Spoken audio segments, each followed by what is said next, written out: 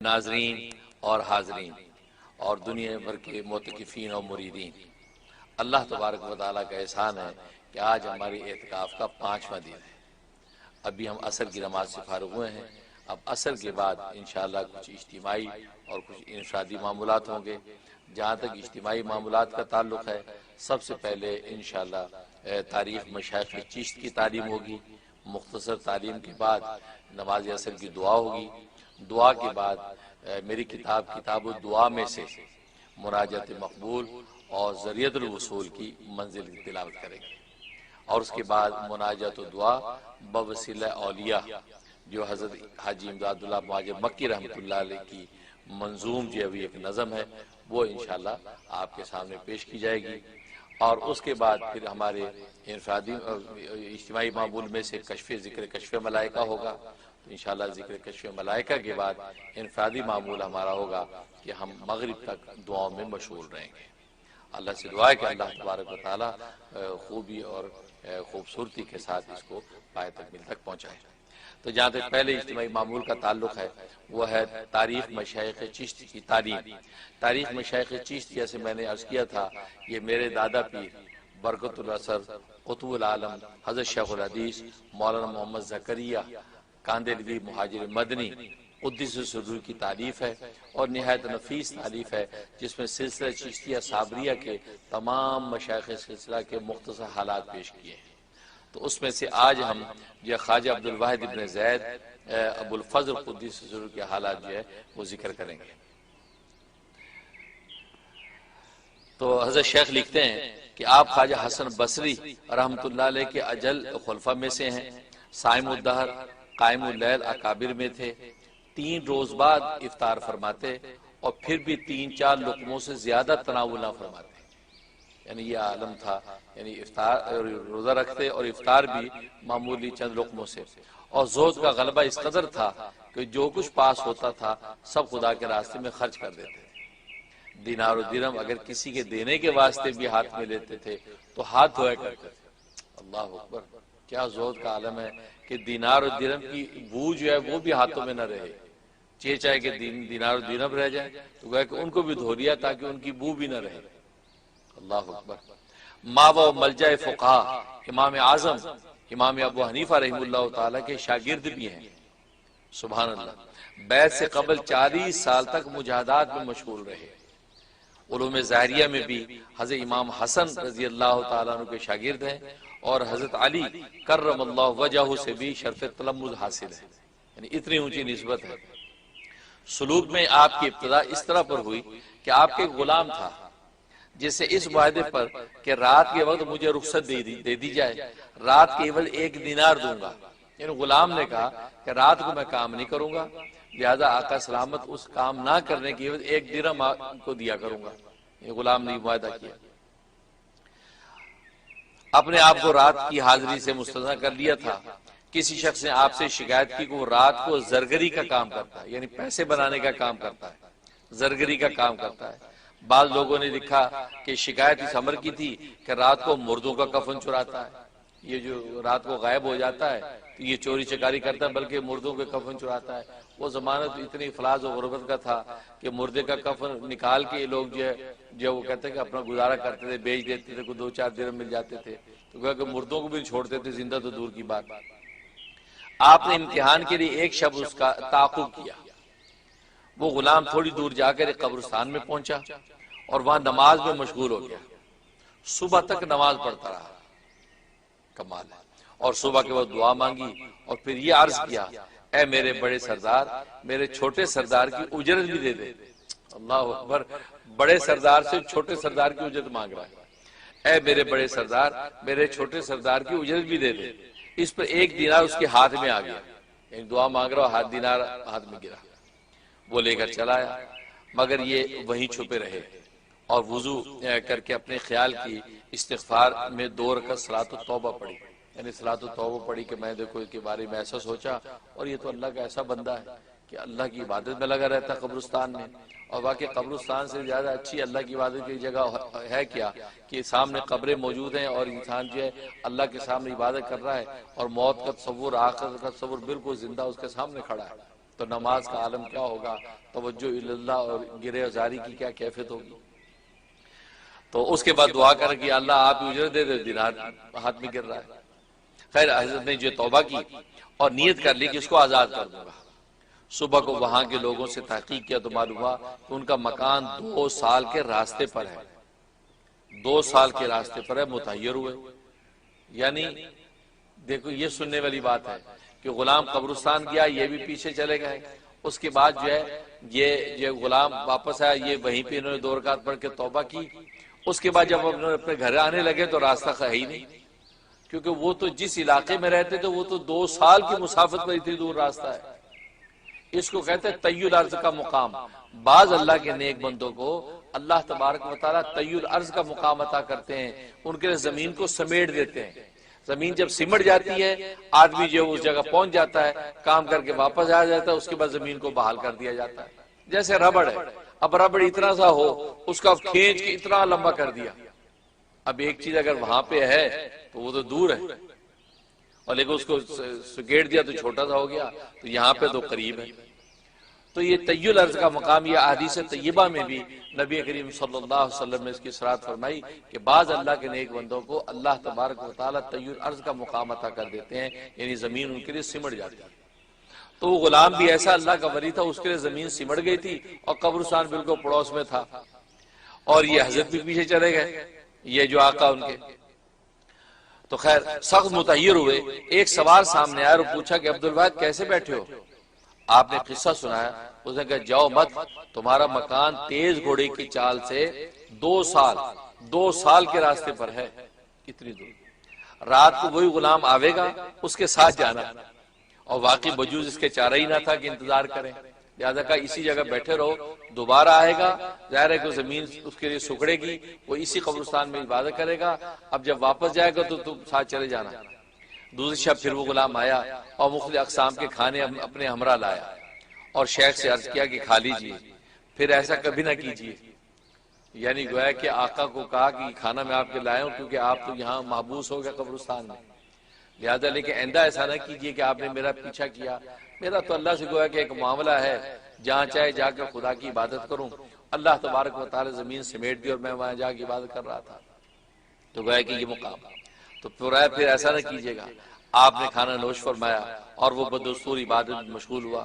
صبح کے وقت حسب دستور دینار آ گیا، اور یہ دونوں دینار لے کر خواجہ کی خدمت میں حاضر ہو گیا اور پیش کر دیے۔ خواجہ عبدالواحد بن زید ان کے ساتھ چند قدم چلے کہ مکان آ گیا، ظاہر ہے کہ زمین جو ہے وہ سکڑی بھی تھی۔ اس نے عرض کیا کہ آپ نے آزاد کرنے کا ارادہ فرمایا تھا، یعنی ابھی ارادہ کیا تھا انہوں نے، اور اس غلام پر جو غلام کیا تھا وہ اللہ کا ولی تھا، وہ اللہ کا سچا غلام تھا، اس کو اللہ نے جو وہ قوت کشفیہ کے سے واضح کر دیا کہ انہوں نے یہ ارادہ کیا ہے کہ مجھے آزاد کریں۔ تو اس نے کہا کہ آپ نے آزاد کرنے کا ارادہ فرمایا تھا، آپ نے تسلیم فرمایا اور آزاد کر دیا۔ اسے بہت شکریہ ادا کیا اور ایک پتھر یا چند کنکریاں باقی آزادی نظر کر دیں اور غائب ہو گیا۔ کوئی پتھر یا کنکریاں میں سے دے دی ہیں نظرانے کے طور پہ، جی شکریہ آپ نے مجھے آزاد کیا۔ صبح کو اٹھ کر دیکھا تو وہ بڑے قیمتی جواہر تھے، وہ کنکریاں کیا تھی، وہ جواہرات بن گئے، وہ قیمتی پتھر کیا تھے، ہیرے تھے، تو وہ جناب وہ قیمتی جواہر تھے، ان کو فروخت کیا اور فقراء کو تقسیم کر دیا، جو ملا سب فقراء کو تقسیم کر دیا، اور اسی وقت سے ترک دنیا شروع کر دی۔ یہ وہ سبب بنا، یہ وہ موجب بنا کہ جس کی وجہ سے حضرت شیخ عبدالواحد بن زید یہ جو للہیت کے راستے پہ آ گئے اور ولایت و معرفت اور دنیا کی حقیقت دل سے نکل گئی اور ولایت و معرفت کی طرف چلے گئے۔ شیخ عبدالواحد فرماتے ہیں کہ ایک دفعہ میری پنڈلی میں درد ہوا، اس کی وجہ سے نماز پڑھنے میں بڑی تکلیف ہوتی تھی۔ ایک رات جو میں نے نماز کے لیے اٹھا تو اس میں سخت درد ہوا اور بمشکل نماز پوری کی اور چادر سرہانے رکھ کر سو گیا۔ خواب میں کیا دیکھتے ہیں، ایک لڑکی چند لڑکیوں کے ہمراہ میرے پاس آ کر بیٹھی، بقیہ لڑکی اس کے پیچھے بیٹھی، ان میں سے ایک کو اس نے کہا اس شخص کو اٹھاؤ، مگر دیکھو بیدار نہ ہونے پائے۔ چنانچہ وہ سب کی سب میری طرف متوجہ ہوئی اور سب نے مل کر مجھے اٹھایا۔ پھر اس نے کہا کہ ان کے لیے نرم نرم بسترے بچھاؤ اور تکیے رکھو۔ انہوں نے 7 بسترے اوپر نیچے اور اس پر بہت خوبصورت سبز رنگ کے تکیے رکھے۔ ایسے بستر اور تکیے میں نے عمر بھر کبھی نہیں دیکھے۔ خواجہ عبدالواحد بن زید فرماتے ہیں کہ ایسے بستر تکیے میں نے دیکھے۔ پھر حکم دیا کہ اس کو فرش پر لٹا دو، مگر دیکھو اس کی آنکھ نہ کھلے۔ اس کے کہنے کے مطابق انہوں نے مجھے بستر پہ لٹا دی، فرش یعنی بستر، تو یہ وہ اس پر لٹا دیا۔ میں ان کو دیکھتا رہا، ان کی باتیں سنتا رہا، پھر اسے حکم دیا کہ ان کے لیے چاروں طرف پھول رکھو۔ ان سب نے میرے چاروں طرف پھول رکھ دیے۔ پھر وہ لڑکی میرے پاس آئی اور اپنا ہاتھ اس درد کی جگہ پر رکھا اور ہاتھ سے سہلایا، پھر کہنے لگی کھڑا ہو، نماز پڑھ، حق تعالیٰ نے تجھے صحت دے دی۔ اس کا یہ کہنا تھا کہ میری آنکھ کھل گئی، میں نے اپنے آپ کو تندرست پایا۔ اللہ اکبر، سبحان اللہ، تندرست پایا، اور وہ دن سے آج کا دن ہے میں کبھی بیمار نہیں ہوا، کبھی بیمار نہیں ہوا، ہمیشہ صحت مند، اور میرے دل میں اب تک اس کے اس جملے کی حلاوت موجود ہے کہ کھڑا ہو، نماز پڑھ۔ اللہ اکبر، کھڑا ہو، نماز پڑھ، اللہ تعالیٰ تجھے شفا بخشی۔ حکم بھی کیا دیا؟ کھڑے ہو کے نماز میں کھڑا ہو جا، اللہ کے سامنے پیش ہو جا۔ تو یہ حضرت خواجہ عبدالواحد ابن زید فرماتے۔ اس کے بعد مزید اور حالات بھی ہیں جو انشاءاللہ جو ہے وہ آئندہ تعلیم میں پیش کروں گا۔ اللہ سے دعا ہے کہ اللہ تبارک و تعالیٰ ان اولیاء کاملین کے نقش قدم پر چلنے کی توفیق عطا فرمائے۔ اب نماز عصر کی اجتماعی دعا کر لیں۔ ربنا تقبل منا انک انت السمیع العلیم وتب علینا انک انت التواب الرحیم۔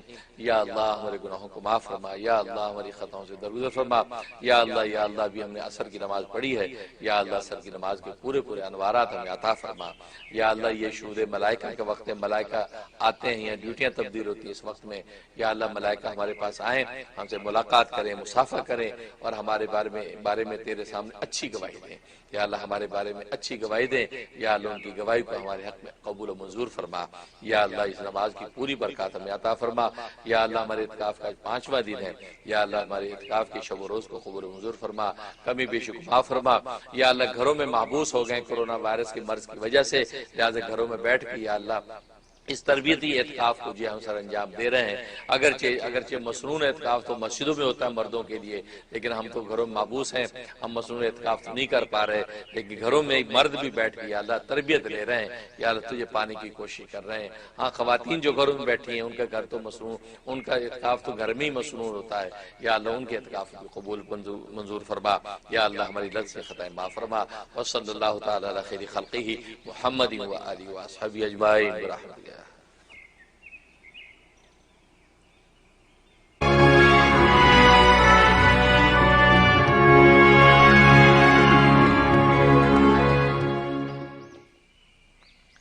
پیارے ناظرین و حاضرین اور دنیا بھر کے معتکفین اور مریدین، الحمدللہ ہمارے عصر کے بعد کی اجتماعی عمل میں سے اگلا عمل ہے کتاب الدعا میں سے منزل کی تلاوت، اور آج انشاءاللہ بروز منگل کی جو ہے منزل کی تلاوت کریں گے۔ اور جیسے کہ میں نے عرض کیا تھا کہ کتاب الدعا میں ہم نے مناجات مقبول جو حضرت حکیم علوم تھانوی رحمۃ اللہ علیہ کی دعاؤں کو مجموعہ ان کی منزلیں ہیں، اور دوسرے ذریعۃ الوصول جو حضرت شہید اسلام مولانا محمد یوسف الدھیانوی شہید رحمۃ اللہ علیہ کی تالیف ہے، اس کے صلاۃ والسلام، یہ دونوں ہم نے جمع کر کے کتاب الدعا میں یہ منزلیں سیٹ کی ہیں، لہذا آج بروز منگل کی جو ہے منزل انشاءاللہ تلاوت کریں گے۔ اور میں نے عرض کیا تھا کہ میں نے ان مناجات اور ذکر وصول کے درود شریف کا مشاہدہ اور تجربہ کرنے کے بعد اس کے فضائل و فوائد جو اخذ کیے ہیں، کسی بھی فوائد حاصل ہوتے ہیں، تو وہ میں آپ سے شیئر کر رہا ہوں تاکہ آپ یہ فوائد کو پڑھیں، تو پھر اس منزل کی تلاوت کرنے میں ایک خاص لگن اور شوق بھی پیدا ہوگا۔ بروز منگل کی منزل کے فضائل و فوائد۔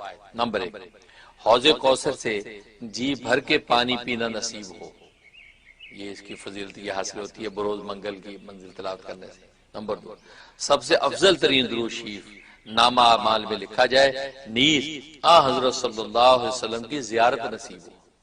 ظاہر ہے کہ اس سے بڑی اور جان تمنا کیا ہے، تو زیارت نصیب ہوتی ہے۔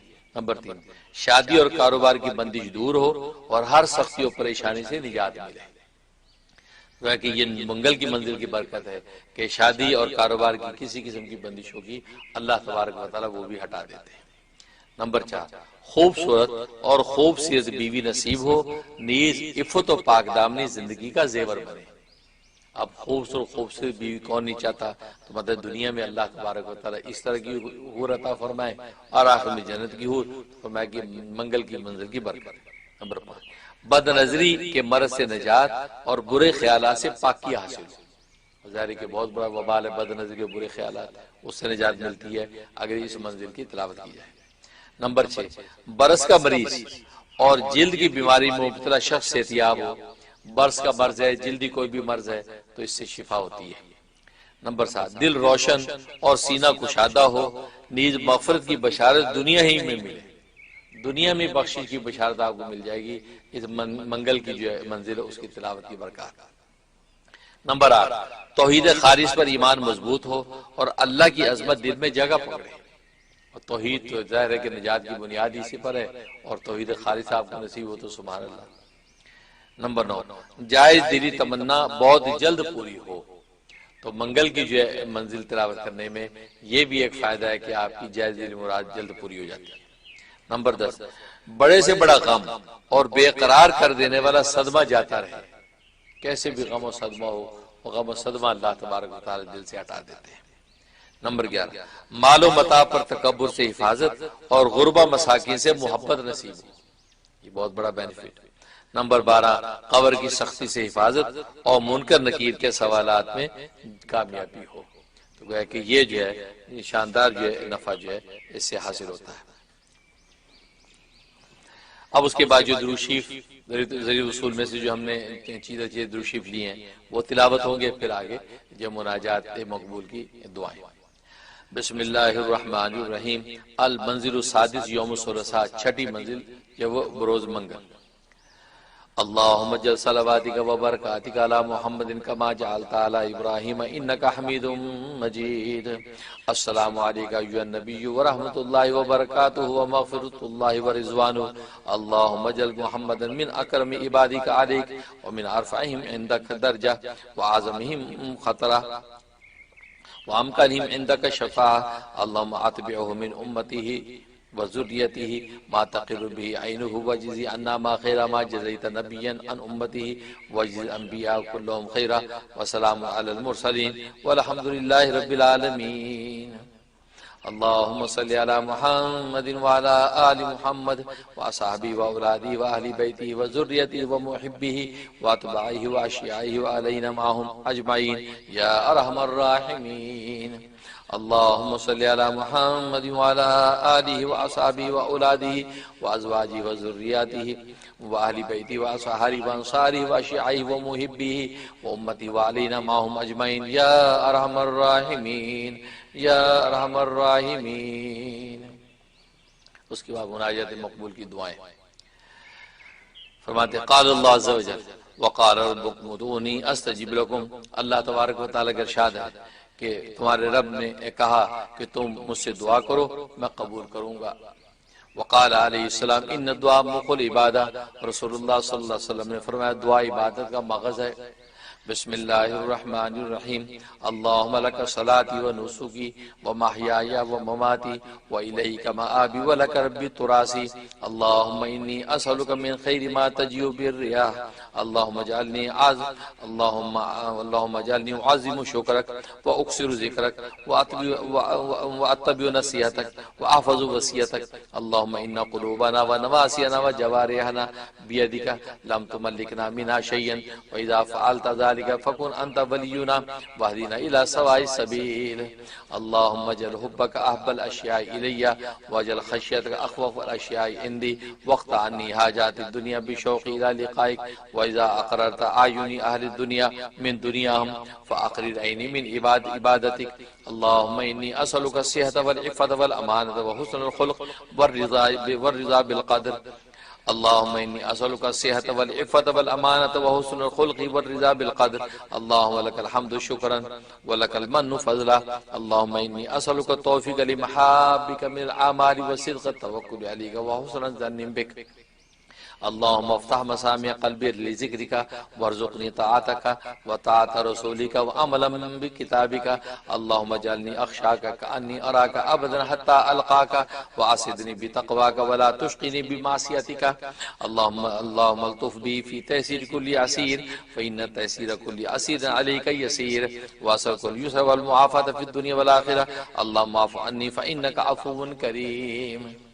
اللهم طهر قلبي من النفاق وعملي من الرياء ولساني من الكذب وعيني من الخيانة فإنك تعلم خائنة الأعين وما تخفي الصدور اللهم ارزقني عينين حتالتين تسقيان القلب بظروف الدم من خشيتك قبل أن تكون الدم دما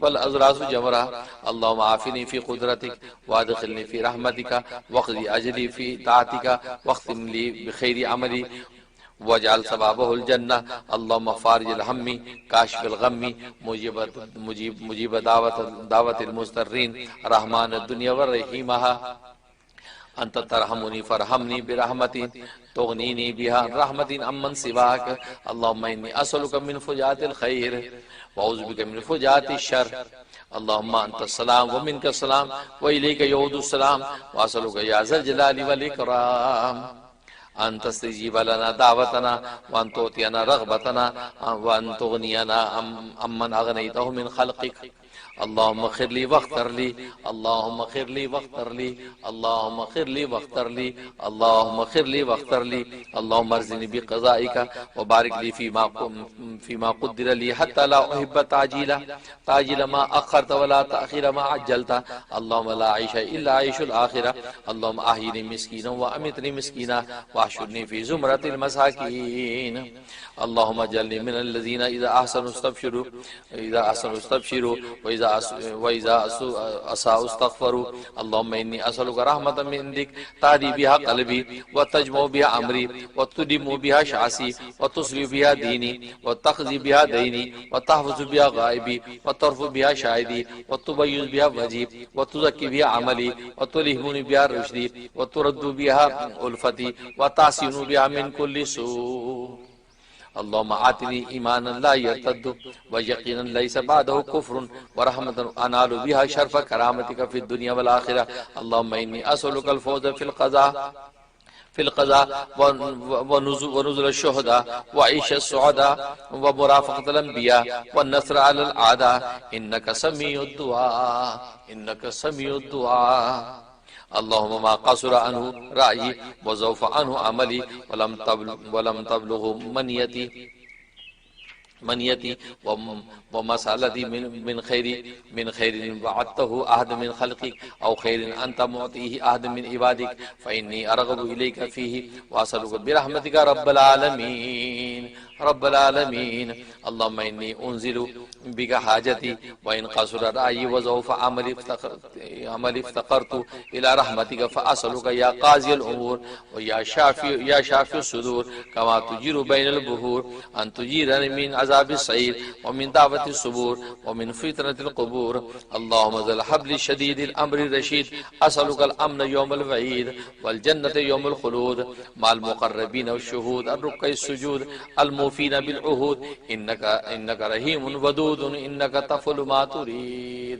إنك تفعل ما تريد اللهم اجعلنا هادين مهتدين غير ضالين ولا مضلين سلما لأوليائك حربا لأعدائك نحب بحبك من أحبك ونوادي بعداوتك من خالفك من خلقك اللهم هذا الدعاء وعليك الإجابة وهذا الجهد وعليك التكلان اللهم لا تكلني إلى نفسي طرفة عين ولا تنزع مني صالح ما أعطيتني اللهم إنك لست بإله استحدثناه ولا ربي جبيد ذكره ابتدعناه ولا عليك شركاء يقضون معك ولا كان لنا قبلك من إله نلجو إليه ونظرك ولا أعانك على خلقنا أحد فنشرك فيك وتباركت وتعاليت فنسألك لا إله إلا أن تغفر لي اللهم أنت خلقت نفسي وأنت توفاها لك مماتها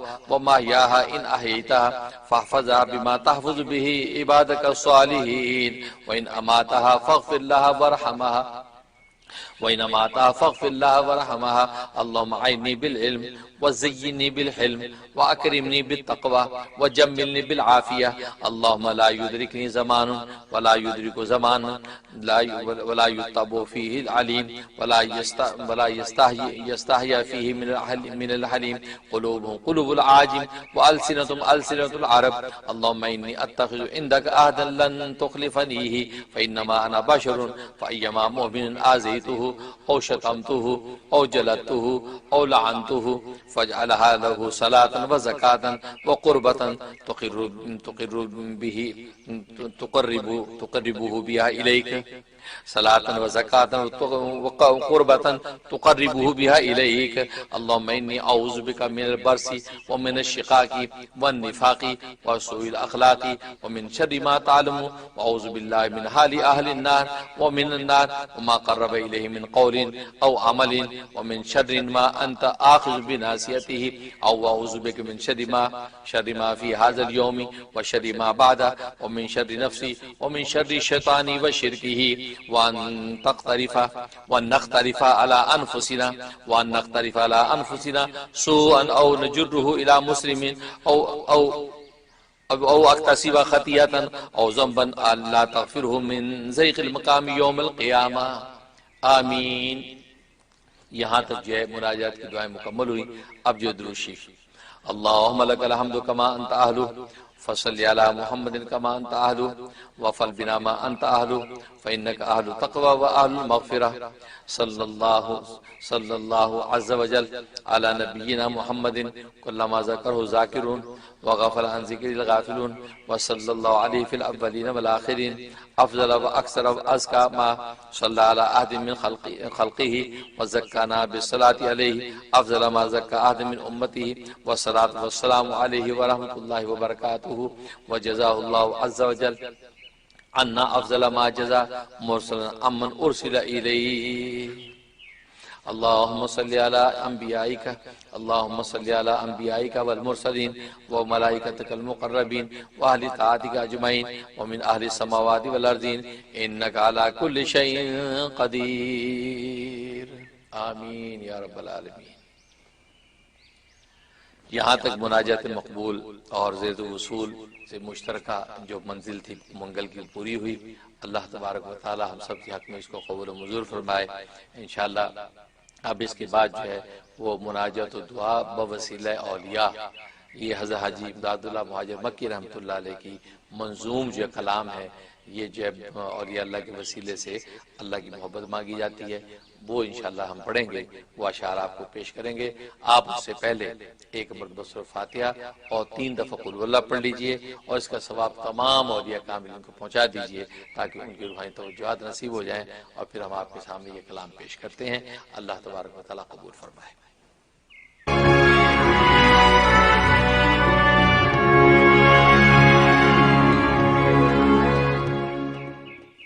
ناظرین و حاضرین اور دنیا بھر کے معتکفین، اب انشاءاللہ آپ کے سامنے جو ہے وہ شجرہ پیران چشت اہل بہشت رضی اللہ تعالی عنہ، یہ منظوم شجرہ ہے جو حاجی امداد اللہ مہاجر مکی رحمۃ اللہ علیہ کی طرف سے ہے. شروع کے بعض چند اشعار جو ہے وہ ہمارے ایک مرید ہیں جناب ڈاکٹر الطاف کریم، انہوں نے جو ہے وہ کچھ ایڈ کیے ہیں اشعار، اور اس کے علاوہ باقی شروع کا اور باقی بعد کا سارا جو ہے وہ منظوم جو کلام وہ حاجی امداد اللہ مہاجر مکی رحمۃ اللہ علیہ کا ہے. اور یہ چونکہ ایک مناجات ہے جس کے اندر جو اللہ تبارک و تعالی سے دعا کرتے ہیں، اس پر ناظرین و حاضرین اور معتکفین آمین بھی کہتے رہیں تو بہت خوب ہے. ظاہر کہ دعا پر آمین کہنا جو ہے وہ قرآن و سنت کا منشا ہے اور اس سے دعا سب کے حق میں قبول ہوتی ہے. شجرہ پیران